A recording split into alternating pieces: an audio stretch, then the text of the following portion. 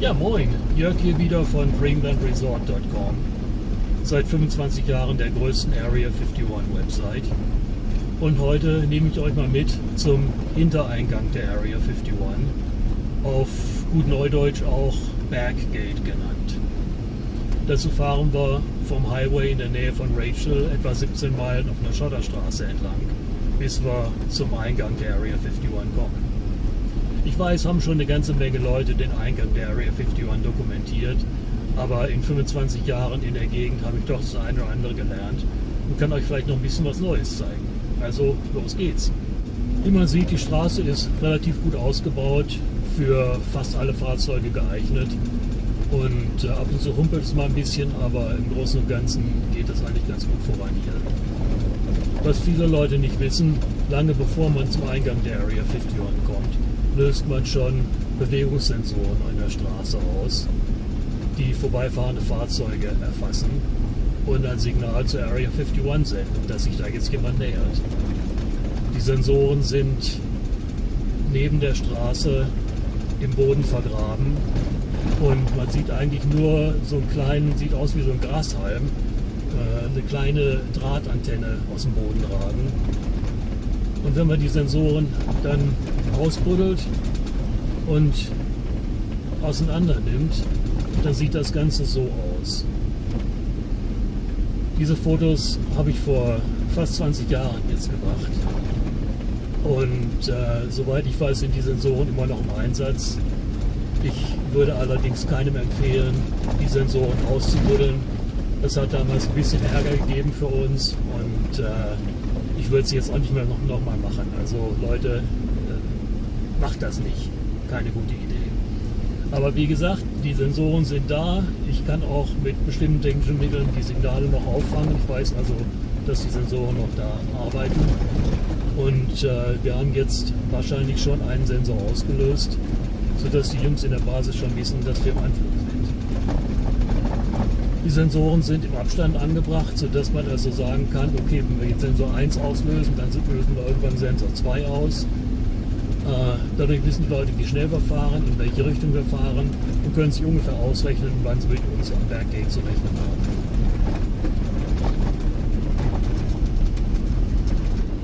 Okay, wir haben uns inzwischen bis auf ein paar Kilometer dem Eingang der Area 51 genähert. Was ganz interessant ist, plötzlich wird hier aus der Schotterstraße eine schöne geteerte Straße.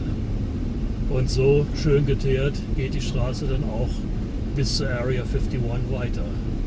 Leider dürfen wir da nicht langfahren, aber für die Leute, die da in die Basis fahren, geht die Straße jetzt schön als geteerte Straße bis zur Area 51. Warum ist sie nicht bis zum Highway geteert?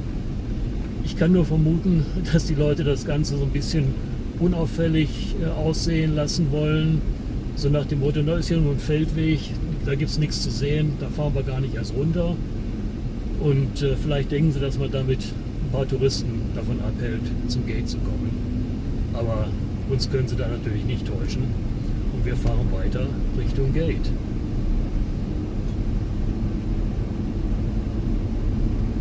Wir müssen jetzt langsam ein bisschen aufpassen. Es ist unüblich, dass Security aus dem Gate herauskommt, aber es kann schon mal sein, dass man hier Pickup-Trucks mit Security-Leuten sieht und die Leute wollen nicht unbedingt gefilmt werden. Insofern muss ich ein bisschen aufpassen, dass ich die Leute da zumindest nicht irgendwie zu sehr bedränge.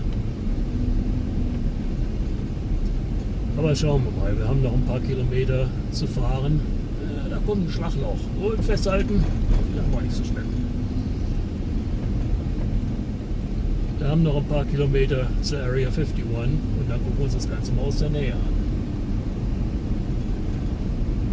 Wenn ihr übrigens mal selber herkommen wollt und euch das Ganze ansehen wollt, kann ich euch empfehlen, die Website von meinem Freund René, die Nevada Treasure Tours, die Adresse bringe ich in der Beschreibung mit ein. René fährt mit der Tour deutschsprachig, er ist ein Deutscher, fährt mit der Tour zu beiden Gates der Area 51 Und sofern ich das irgendwie einrichten kann, steige ich in Rachel dazu und fahre dann zum Gate mit und erzähle ein bisschen was über das Gate und über die Area 51. Wie gesagt, Nevada Treasure Tours, ich blende die Adresse in der Beschreibung mit ein und da kommt jetzt ein Fahrzeug uns entgegen. Das sieht mir aber nicht so wie Security aus. Das ist ein Crossover, das ist ein Tourist. Na, gucken wir mal. Hallo, winke, winke. Jawohl. Texas-Nummer, der kommt auch von weit her. Okay, und weiter geht das. Unerschrocken zur Grenze der Area 51. Wir sind jetzt schon nah am Backgate der Area 51 dran. Man sieht am Ende der Straße die Dächer von den Wachhäuschen. Und ich dachte mir, bevor es gleich ernst wird, zeige ich euch hier noch mal ein bisschen was von der Gegend. Wenn ich mal rumschwenke hier, dann sieht man dort den Chalk Mountain.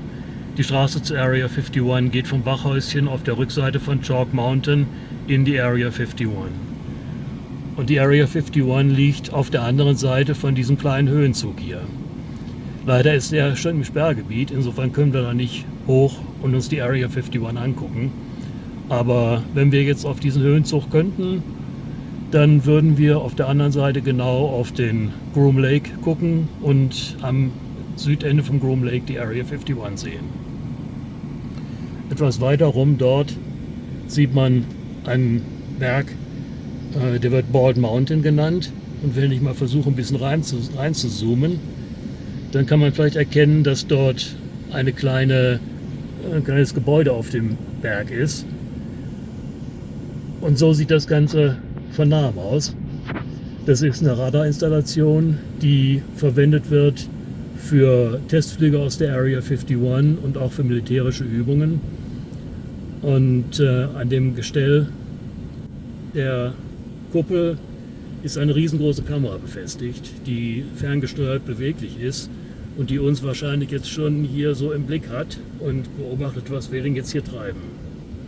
Okay, bevor die Jungs uns wirklich auf den Kieker haben, fahren wir noch mal kurz zum Area 51 Backgate und sehen, was da vor sich geht. Wir sind jetzt schon ziemlich nah am Kontrollpunkt, wie man leicht sieht, direkt vor uns. Und der Kontrollpunkt ist im Laufe der Jahre immer weiter ausgebaut worden. Als ich hier in 1999 zum ersten Mal herkam, da sah das Ganze so aus. Ein kleines Wachhäuschen, eine Schranke, Zaun, damit hatte sich das. Und dann ist der Kontrollposten im Laufe der Jahre weiter ausgebaut worden mit 2 weiteren Gebäuden, die etwas weiter zurückgesetzt waren und nicht so sozusagen leicht einsehbar waren von außen.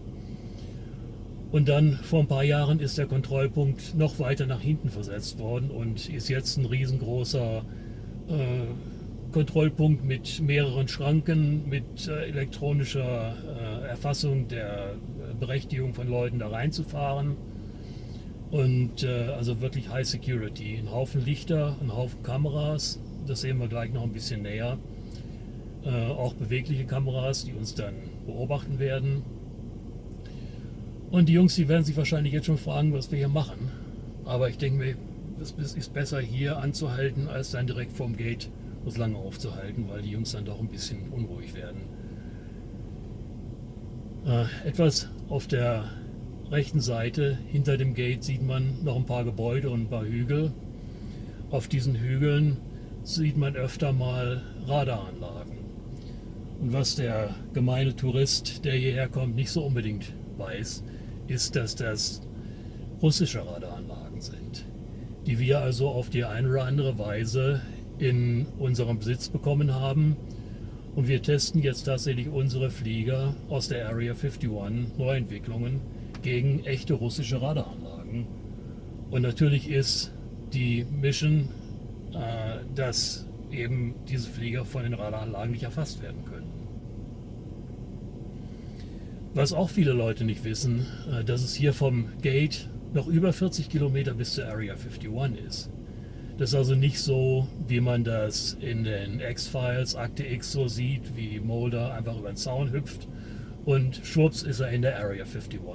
So ist das nicht. Sondern wenn ihr jetzt wirklich hier über den Zaun rüberhüpfen würdet, was ich keinem empfehlen würde, dann habt ihr nochmal 40 Meilen Weg vor euch, bevor ihr überhaupt die Area 51 zu sehen bekommt. Das haben sich natürlich auch die Leute nicht so unbedingt vorgestellt, die hier zu dem Storm Area 51 Event vor ein paar Jahren hergekommen sind. Habt ihr vielleicht von gehört, in 2019 hat ein junger Mann aus Kalifornien, glaube ich, einen Aufruf auf Facebook gestartet. Wir treffen uns bei der Area 51 und stürmen das Gate. Da haben dann erstmal Millionen von Leuten zugesagt und ja, ich bin dabei und ich komme, und das hat in Rachel fürchterliche Aufregung gegeben. Sheriff's Department hat alle möglichen Verstärkungen aus Reno, aus Las Vegas herangezogen und am Ende ist das Ganze ziemlich verpufft. Es sind dann irgendwelche, übers ganze Wochenende 2000 Leute in Rachel aufgelaufen und hier am Gate, wo der Event eigentlich stattfinden sollte, sind irgendwelche 30 Figuren aufgelaufen und haben da ein bisschen Späße gemacht. Und ich glaube, es gab 2 Tickets. Einer hat an den Zaun gepinkelt, hat dafür ein Ticket bekommen. Und eine ältere Dame ist ans Wachhäuschen gegangen, hat da angeklopft. Die hat auch ein Ticket bekommen. Aber ansonsten ist das Ganze irgendwie ziemlich verpufft und wir waren auch sehr erleichtert drüber.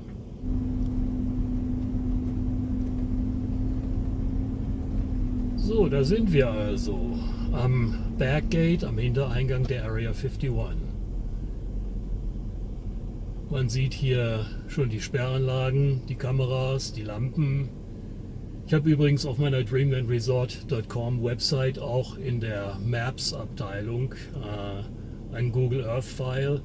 Das könnt ihr runterladen und da sind also sämtliche Gebäude, sämtliche Kameras und alles hier am Backgate genau beschriftet. Den Link tue ich dann auch in die Beschreibung zum Video, damit ihr das dann gleich findet. Wie gesagt, ist das Backgate immer weiter ausgebaut worden. Als ich 1999 zum ersten Mal hier war, da wusste noch kaum einer von dem Gate und da kamen auch kaum Besucher hierher. Alle gingen sie zum Groom Lake Road Gate und hiervon wusste keiner so richtig was, und als es dann mehr bekannt wurde, kamen mehr Touristen und dann haben die Leute wohl die Notwendigkeit gesehen, hier ein bisschen mehr Security aufzufahren. Okay, wir drehen jetzt mal um. Ich drehe mal ganz gerne erstmal um, dass die Leute sehen, okay, ich fahre nicht rein, sondern ich bin bereit für wegzufahren. Und dann steigen wir kurz mal aus und gucken uns die Kameras mal von nahem an. Allzu lange will ich mich nicht hier aufhalten.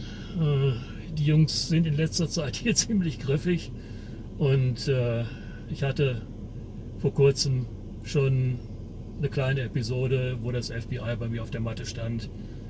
Und das brauche ich nicht normal. Insofern will ich die Leute nicht unnötig provozieren. Alright, drehen wir jetzt mal um hier.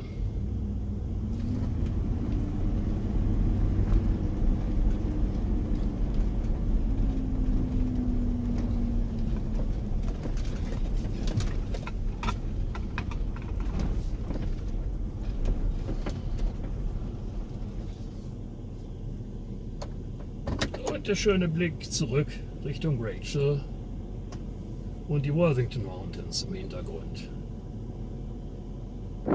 Nun sind wir etwas vom Winde verweht hier. Ich hoffe, der Ton kommt einigermaßen rüber. Wir sind jetzt hier aus dem Fahrzeug raus am Backgate und gucken auf die Kameras. Mehrere bewegliche Kameras hier zu sehen. Und wenn ich jetzt noch ein bisschen hier zur Seite rüber gehe, dann sieht man, wie die Kamera mir schön immer folgt, dass Sie auch sehen, was ich hier treibe. Diese Sperranlagen, die man hier sieht, sind einfach Sandsäcke, die mit Sand, Wüstensand gefüllt werden und eine fast natürliche Barriere um den ganzen Sperrbereich herum bilden. Wenn wir jetzt mal in das Gate reingucken, dann sieht man ein weißes Schild, Show Badge for Entry.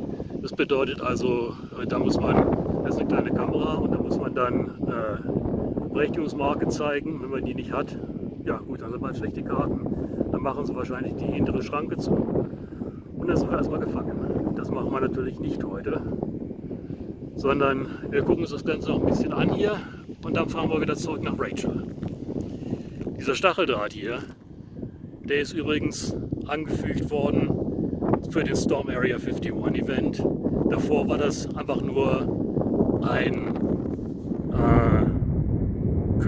Zaun für die Kühe. Und bei dem Storm Area 51 Event, da wussten natürlich die Basis auch nicht, was passieren würde. Und da haben sie halt ein paar mehr Sperranlagen dazu gefügt, unter anderem eben auch diese Stacheldraht hier. Und auch mehr Kameras und mehr Schilder, unter anderem hier auch ein Schild. Gucken wir uns das mal ein bisschen näher an.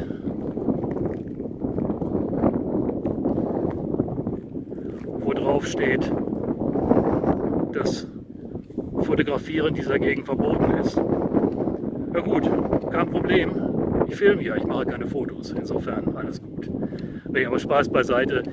Das Schild hat keine rechtliche Handhabe. Also hier kommen Touristen jeden Tag her und machen Fotos, gar kein Problem. Soweit und nicht weiter. Leute, wenn ihr herkommt hier, auf gar keinen Fall über die Grenze. Das gibt richtig Ärger. Und auf gar keinen Fall Drohnen hier fliegen lassen.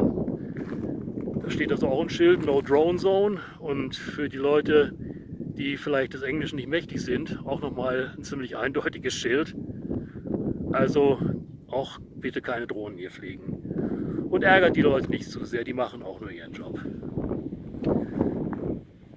Ja, was gibt es sonst noch? Ach guck, die Kamera, die guckt jetzt genau auf uns hier runter. Und da oben gibt es übrigens auch noch ein Vogelnest, die haben sich da oben bei der Lampe eingenistet. Dahinter ist auch noch mal eine Kamera, die guckt uns auch an. Und dann werden wir uns mal langsam wieder Richtung Rachel begeben, weil viel mehr ist hier eigentlich auch schon gar nicht zu sehen. Das war also der Hintereingang der Area 51, Berggate genannt. Beim nächsten Mal gucken wir uns dann den Groom Lake Road Eingang an, den anderen Eingang zur Area 51, den man auf öffentlichem Land erreichen kann. Bis dahin schaut euch mal an, dreamlandresort.com, meine Website mit mehr Informationen über die Area 51, als ihr je wissen wollt. Bis zum nächsten Mal, alles Gute, tschüss in die alte Heimat.